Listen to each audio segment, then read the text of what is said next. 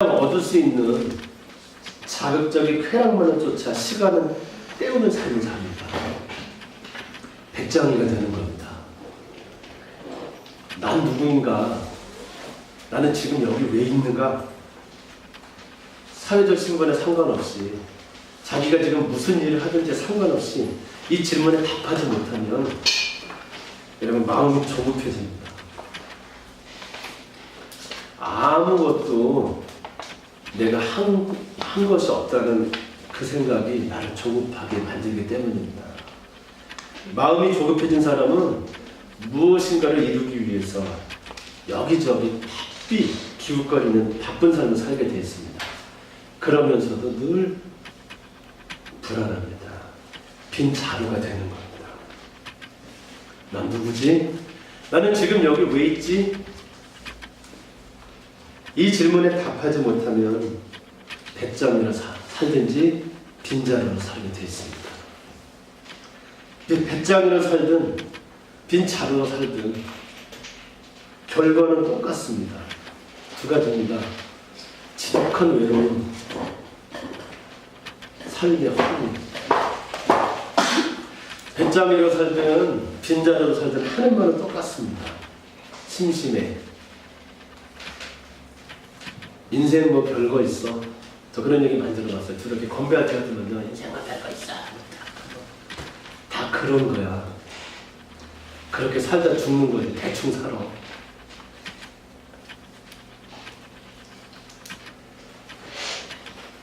나는 누구인가? 나는 왜 지금 여기 있는가? 이 질문에 답이 없는 인생은, 답을 갖지 못한 인생은 목적지 없이 바다로 떠난 배와 같습니다. 목적지 없이 떠난 배는 결국 파도에 깨지는 난파선이 되거나 바다 위를 빙빙 돌면서 끝없이 시간을 죽이는 유령선이 되고 말입니다. 오늘 스스로에게 질문해 보시기 바랍니다. 나는 누구인가? 나는 지금 여기 왜 있는가? 이 질문에 나는 답하고 있는지, 나는 이 질문에 답을 가지고 있는지, 여러분 스스로에게 물어보시길 바랍니다.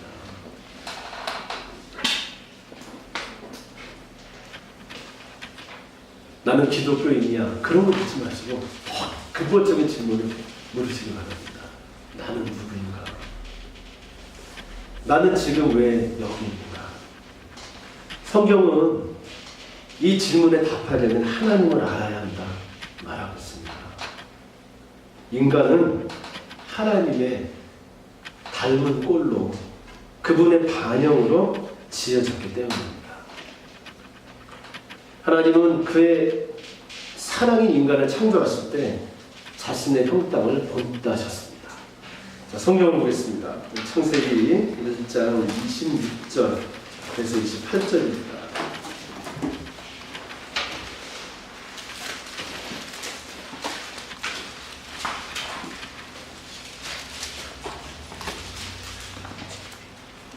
기독교 세계관의 기초를 놓을 때 항상 나타나는 성경입니다.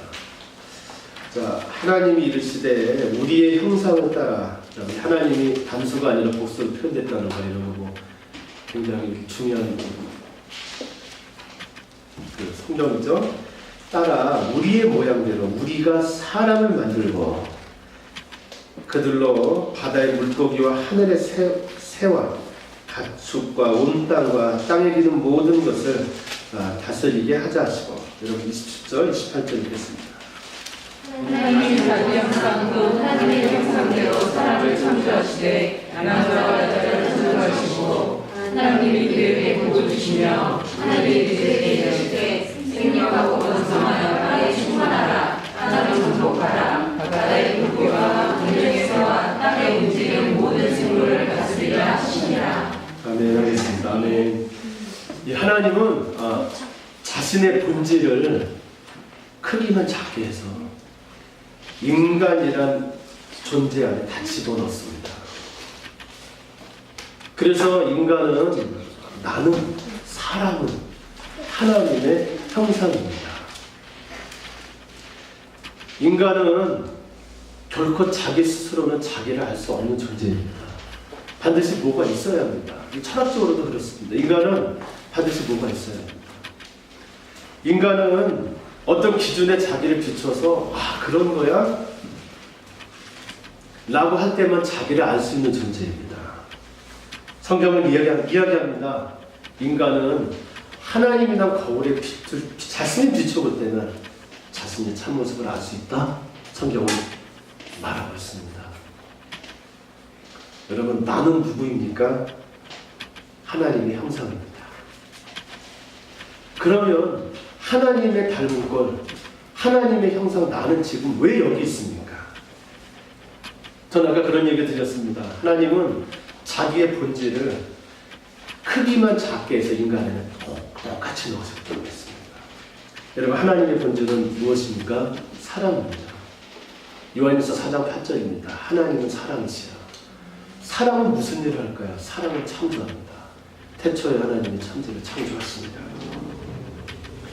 하나님은 자신처럼 창조를 행할 존재로 인간을 지었습니다. 그러므로 하나님의 형상, 내가 지금 여기 있는 이유는 사랑을 행하는 삶, 창조하는 삶을 살기 위해서입니다. 그래서 그 인생 정량은 딱 2개 남았습니다. 하나님의 형상으로 이 땅에 창조를 행하기 위해 보내진 나. 제가 지금 말씀드린 이 질문과 이 답을 복음이라고 합니다. 예수 믿고 천국 가는 것만이 복음이 아닙니다. 자, 그건 우리 공간 개념으로 얘기하는 거고, 더 나의 본질 개념으로 얘기할 때 나는 하나님의 형상이고, 하나님의 형상인 나는 사랑과 창조를 행하기 위해 지금 여기 있습니다. 이 질문과 답을 복음이라고 합니다. 이 복음을 받아들이는 걸 구원이라고 합니다. 그리고 이 복음대로 살아가는 삶을 신앙이라고 합니다. 여러분, 예수 믿으면 구원받고 영생하죠. 이렇게 사는 걸 영생이라고 합니다. 하나님이란 거울에 자신을 비춰서 분명한 인생의 지도를 가지고 살아가는 그 매일매일의 인생을 성경은 영생이다 말하고 있습니다. 영생은 오래 사는 게 아닙니다. 영생은 영원히 사는 게 아닙니다. 영생은 지금 제가 드린 이 질문에 답하며 사는 것입니다.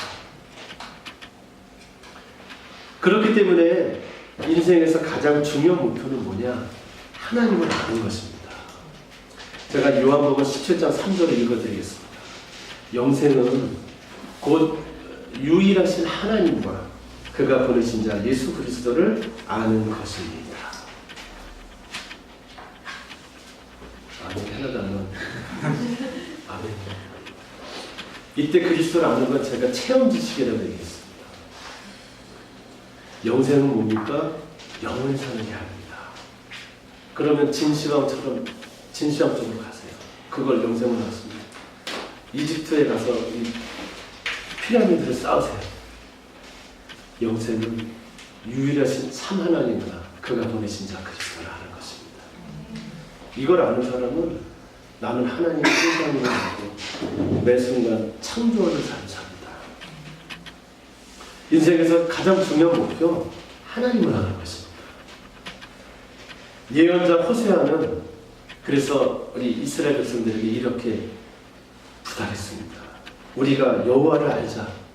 힘써 여호와를 알자.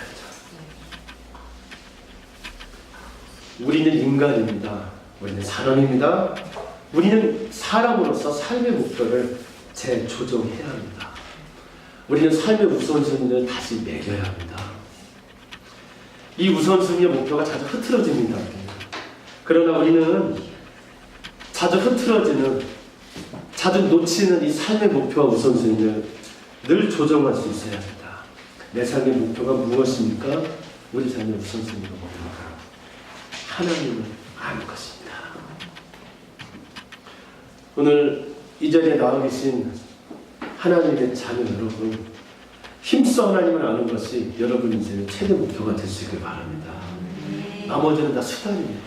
여러분 앞으로 열심히 사세요. 그래서 이 땅에서 뭔가 이루세요. 그러나 그것을 인생의 목표를 두지 마세요. 그건 수단일 뿐입니다. 우리의 목표는 뭐냐? 힘써 하나님을 아는 것입니다. 그래서 영생의 삶을 사는 것입니다.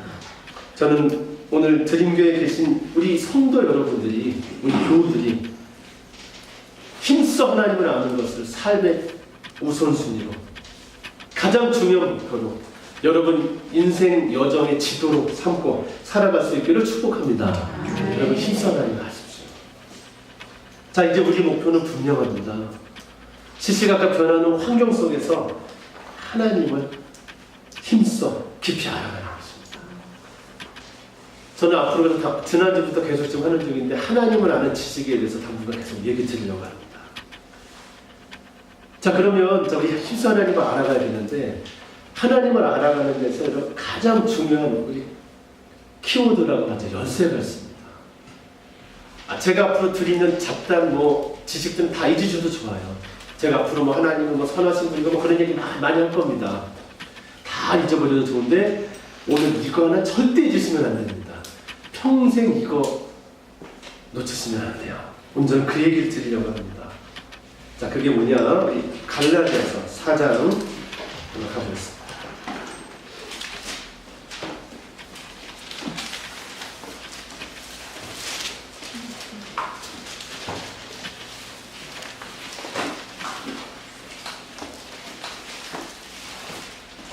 갈라디아서 4장. 자, 저는 지난주에 이 하나님의 형상이라는 인식이 회복되면 내가 하나님의 자녀가 되는 권세를 가졌구나라는 걸 알게 된다고 신약으로 그렇게 바뀌었다고 얘기를 들었어요.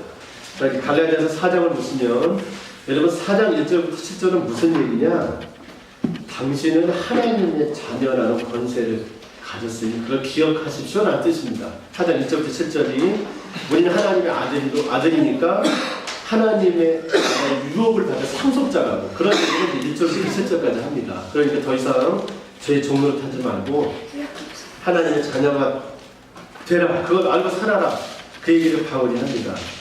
그러고 나서 바울이 이렇게 얘기합니다. 4장 8절, 9절. 자, 읽고 우리 아멘 하겠습니다. 시작. 그러나 그때는 뭐냐 언제냐면 하나님을 알지 못해서 우상 숭배하면서 백장을 살든가 빈자루로 살던 그때에는 그 뜻이야. 그 다음에 시작. 계속 읽으세요. 하나님을 시작. 하나님을 알지 못하여 하나님의 아는 자에게 조언을 하였더니 이제는 너희가 하나님을 알지만 어쩌면 하나님이 아니하시더라도 어찌하여 다시 약속을 선반하는 순간으로 돌아가서 너희에게 조언을 하려 하느냐. 자, 바울이 지금 뭐라고 얘기하냐면 갈라디아 교인 여러분, 그릇된 복음을 가지고 그걸 받아들여서 왜 다시 이전 생활로 돌아가야 합니까? 그렇게 하지 말라고 지금 당부하는 부분입니다. 그러면서 바울이 이전처럼 살지 말라고 이제 더 이상 우상의 종로를 타지 말라고. 오늘 제가 현대 개념으로 재밌게 얘기한 것처럼 백장이나 빈자루로 살지 말라고. 자, 그렇게 살지 말라고 하면서 그렇게 살지 않도록 하는 근거를 제시하는데 그게 9절입니다. 그 근거 두 가지가 뭐냐? 이렇게 돼 있어요. 읽어보세요. 제가 읽을게요. 이제는 너희가 하나님을 알 뿐 아니라 더욱이 하나님이 아신 바 되었거나. 자, 여러분 이건 두 가지입니다. 첫 번째, 너희는 하나님을 안다. 명제만. 두 번째, 하나님이 너희 아신다. 그게 그 뜻이에요. 하나님이 아신 바 되었거나. 이 두 가지를 기억하고 다시 죄의 종노릇을 하지 마세요. 라는 게 지금 오늘 4장 8절 9절의 이야기입니다. 다시요. 당신들이 하나님을 압니다. 하나님도 당신을 아십니다. 그러니 이제 더 이상 하나님의 자녀 권세를 가졌다는 걸 잊지 말고 돌아가서 이제 자유한 자로 창조행하면서 다시 말해 사랑하는 삶을 사세요. 그 얘기예요. 여러분 두 가지야.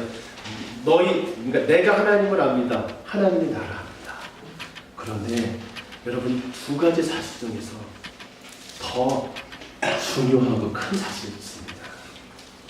하나님이 아신 바 되었거든요. 나는 하나님을 안다. 하나님이 나를 아신다. 이 중에서 더 중요하고 큰 사실이 뭐냐? 하나님이 나를 아신다는 사실입니다. 우리가 하나님을 알기 전에 그분을 인정하고 그분께 순종하려는 시도조차 하기 전에 하나님이 우리를 알고 계셨습니다. 하나님을 아는 우리의 행동 이전에 우리를 아시는 하나님의 행동이 있었습니다. 이걸 은혜라고 합니다. 자, 이 분위기 제가 타개하기 위해서 다시 한번 얘기하겠습니다. 하나님을 아는 우리의 행동 이전에 우리를 아시는 하나님의 행동이 있었습니다. 이걸 은혜라고 합니다. 그래서 내가 하나님을 아는 건 모두 다 하나님의 은혜입니다. 하나님이 우리에게 자신의 사랑을 드러냈을 때 우리 비로소 하나님을 알아챕니다. 그리고 그때 비로소 하나님의 교제가 시작됩니다. 그래서 내가 하나님을 알려고 하고 알려고 시도하고 노력하는 이 모든 것이 전부 하나님의 은혜입니다. 여러분, 예언자 예레미야라는 사람이 있습니다. 아주 유명한 예레미야. 우리 예레미야는 이름이 그래서 우리 외국에 많습니다. 축구 선수 중에도 있더라고요. 예레미야. 있는데 여러분이 예레미야가 예언자로 부름받을 때 하나님이 그에게 이렇게 얘기했습니다. 예레미야서 1장 5절로 가겠습니다. 구약입니다. 저는 여러분들이 빨리 못 찾을까 합니다. 좀 기다릴게요. 예레미야 1장 5절을 보시면 여러분 이렇게 되어 있어요. 자, 예레미야 1장 4절을 제가 읽겠습니다. 여호와의 말씀이 내게 임하리라. 여기서 나는 예레미야입니다.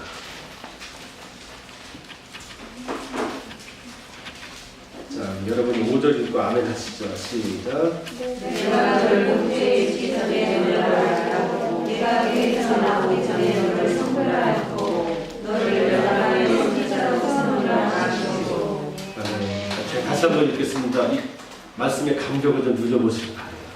내가 너를 모태에 짓기 전에 너를 알았고.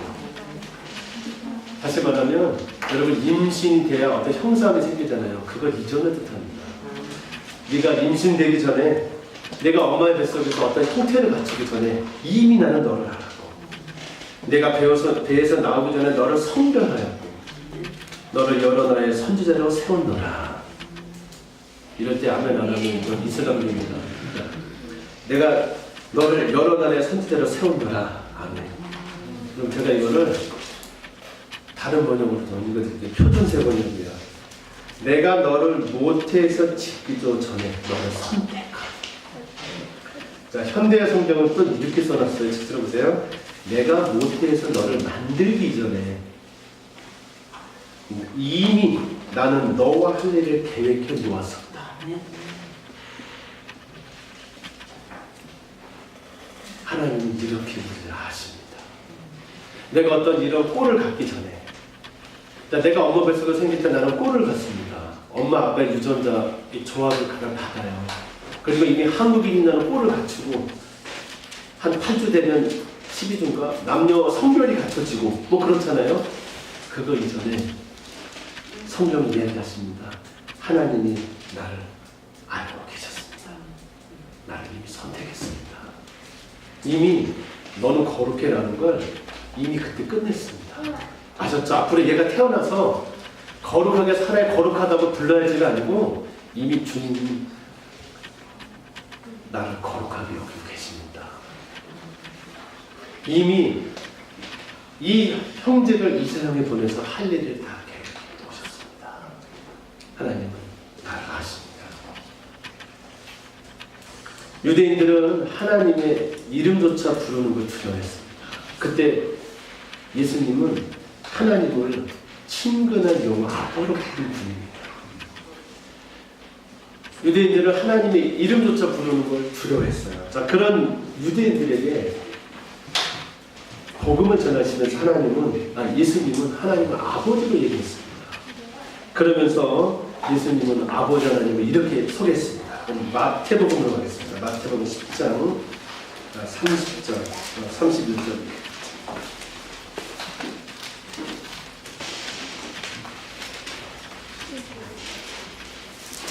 마태복음 읽을 때 예수님이 하나님하고 아버지 그럼 여러분 그렇게 하시면 돼요. 유대인들이 굉장히 놀랍다고 하시는 거예요. 감히 그렇게 하시는 거예요. 아버지라는 용어에서 신약에 이렇게 나오면 이거 그냥 들으시면 안 됩니다. 지금 아버지가 너무 자유롭지만 그 당시에는 신성 모독 용어입니다. 그렇게 아시고 들으시면 되는데 시작 30절 보세요. 자 지금 자 이제 이런 얘기가 논쟁이 벌어지고 있는데 자 제가 아주 유명한 말씀 18절 읽을 테니까 여러분 29절 30절 읽고 아멘 하세요. 31절까지 읽으려구나. 제가 28절 읽을 테니까 31절까지 읽으세요. 몸은 죽여도 영혼은 능히 죽이지 못하는 자들을 두려워하지 말고 오직 몸과 영혼을 능히 지옥에 멸할 수 있는 이를 두려워하라.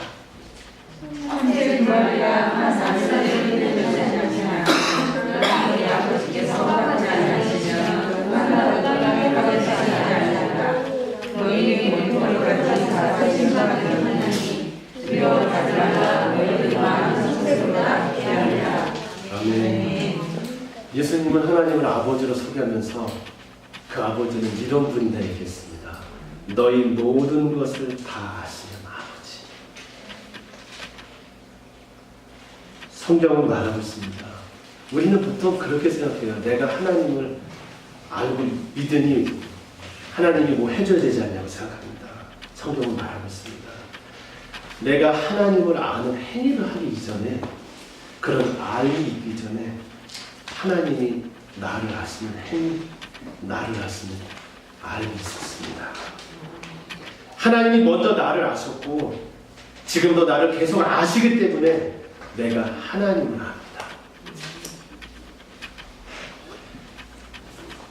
하나님이 나를 아시고 그 결과로 내가 하나님을 아는 이 관계의 주도권이 주님 안에 있습니다. 두 가지 사실 있어요. 안다라고 때, 그리고 하나님을 안다고 할 때, 내가 하나님을 안다. 하나님이 나를 안다. 두 가지가 있어야 관계가 되는 거잖아요. 여러분, 이 관계의 주도권이 주님께 있습니다. 하나님이 먼저 나를 아십니다. 더 들어갈게요. 내가 하나님을 모르고 있을 때도 하나님은 나를 아셨습니다. 내가 하나님을 모를 때도 하나님은 나를 아십니다. 하나님은 나의 머리털 하나까지 다 알고 계십니다. 아마 예수님이 22세기에 태어났으면 그랬을 거예요. 하나님은 너의 지금 유전자 조합이 어떻게 일어나는지까지 다 두루 꿰고 계십니다. 그렇게 얘기했을 것 같아요. 하나님은 나를 아십니다. 내가 하나님을 아는 것보다 하나님이 나를 아시는 것이 먼저 있습니다. 이것이 바로 하나님을 알아가는 영생의 길에서 우리가 놓치지 말고 붙들어야 하는 영원한 진리입니다. 나는 누구입니까? 성별 개념을 하면 나는 거룩하지 않은 존재입니까? 나는 여기 왜 있습니까? 나는 하나님의 형상입니다. 하나님이 아시는. 나는 버림받은 인생이 아닙니다. 나는 하나님이 밀쳐놓은 깍두기 인생이 아닙니다. 나는 쓸모없는 인생이 아닙니다. 플리즈 믿으시기 바랍니다. 저는 지금 이 싸움을 여러분 최근에 많이 하고 있습니다. 여러분 제가 이렇게 얘기하니까 제가 굉장히 좋아할 것 같죠. 저는 압니다. 제 밑바닥에 얼마나 나를 미워하는 마음이 있는지. 여러분 우리는 깊은 부분에서 나를 평가하고 있습니다. 우리는 깊은 부분에서 나에 대한 이미지를 갖고 있습니다. 나는 버림받을 것 같아. 나는 나쁜 사람이야. 나는 거룩하지 않아. 나는 뭔가 문제가 있어. 그래서 이렇게 평생 살았어요. 이런 우리에게 성경을 말하십니다. 힘써 하나님을 알아. 이 하나님을 아는 지식의 첫 번째가 뭐냐? 하나님이 나를 아신다. 이게 먼저입니다. 하나님이 나를 알고 계십니다. 하나님은 내 모양이 갖추어지기 전부터 나를 아셨고 나를 선택했고 이런 나를 형상을 입혀보내서 할 일을 미리 계획해 놓으셨습니다. 여러분 이게 믿어지십니까? 하나님은 이유가 있어서 그분의 뜻이 있어 나를 선택해 이 세상에 꼴을 갖춰 보냈습니다. 그리고 때가 되면 나를 이 땅에서 다시 형상이 없는 당신의 품으로 우리를 거두어 가실 것입니다. 나보다 나를 더 잘하시는 그분을 직접 만나는 그런 자리로 말입니다. 바울은 여러분 이런 얘기를 했습니다. 사랑장에서 하나님의 본질이 뭔지를 언급하는 장에서 그는 그 사랑장을 뭘로 맞추는지 아니까 힘써 사랑해야 돼요. 그래야 하나님께 복받아 그렇게 끝내지 않았어요. 바울은 이렇게 얘기했습니다. 들어보세요. 우리가 지금은 거울로 보는 것 같이 희미하나 그때는 얼굴과 얼굴을 대하여 볼 것이요. 지금은 내가 부분적으로 아나 그때는 주께서 나를 아신 것 같이 내가 온전히 알리라. 여러분 죽는 날을 기뻐하시길 바라요. 그때 우리는 부분적으로 아는 하나님을 온전히 알게 될 것입니다. 그래서 여러분 죽음은 복입니다. 여러분 나는 누구입니까? 나는 하나님의 사랑을 입는 존재입니다. 하나님이 나를 아십니다. 하나님이 나를 아십니다. 내가 입술로 주님은 그리스도시고 살아계신 하나님의 아들이십니다. 고백하기 이전에도 하나님은 나를 아십니다. 나를 사랑하신 하나님이 내게 은혜를 주어 하나님을 알게 하십니다. 그래서 내가 이제 비로소 하나님을 압니다. 내 인생엔 답이 있습니다. 그 답은 뭐냐? 하나님은 나를 아시고 나는 그 사랑에게 이끌리고 있다는 사실입니다. 눈치채지 못할 뿐이고 알지 못할 뿐이고 믿지 않을 뿐입니다. 그래서 죽음의 음침한 골짜기도 이 사실을 믿는 자들에게는 푸른 초장인 것입니다. 사랑하는 성도 여러분, 하나님이 나를 이뻐하실까 고민하지 마세요. 하나님이 나를 받으실까 염려하지 마세요. 여러분이 그런 마음을 갖게 되는 것은 하나님이 여러분을 아시기 때문입니다. 그럼 여러분 평생 이 진리를 기억하세요. 내가 하나님을 안다, 하나님이 나를 안다. 이 둘 중에 하나님이 나를 아신다. 이 진리가 더 크고 중요합니다. 여러분 이 진리 안에서 평생 하나님을 알아가는 삶을 사시기 바랍니다. 어떻게 하면 된다고 지난주에 말씀드렸어요. 이미 하나님이 자녀를 보내줬으니까 그걸 쓰세요. 선택의 순간에 사랑을 선택하세요. 계속 사랑의 반응을 해야지 하세요. 사랑의 반응을 못하거나 또 못했네, 나 하나님께 죄졌네 생각하지 마시고 내가 못했구나 알아차리고 또 다음 기회에 사랑을 선택하세요. 계속 그것만 하세요. 아무도 나를 알아주지 않는다 생각 때 외로울 때 그럴 때 많잖아요. 저는 어제도 외롭고 그제도 외로웠어요. 그렇다고 제 아내랑 무슨 문제 있는 거 아니에요. 둘이 너무 좋아요. 그런데도 외로울 때가 있어요. 이게 인간의 실존입니다. 여러분 외로울 때 하나님께 가세요. 나를 아시는 주님께 나가서 당신의 마음을 쏟아놓으세요. 내게 창조와 사랑을 행하는 권세가 이미 주어졌다는 걸 믿고 나가서 사세요. 어떻게 사는데요? 선택의 순간에 자주 오잖아요. 사랑을 선택하세요. 화장실에 가서 손을 씻었더니 지난번에 지하철 그래 손 씻고 물 트는 인간들이 있어요. 그 참 싫어하는데 손 씻고 물을 털어서 이렇게 씻다 보면 얼굴 튀잖아요. 진성 씨 너무 동의되지 않으죠?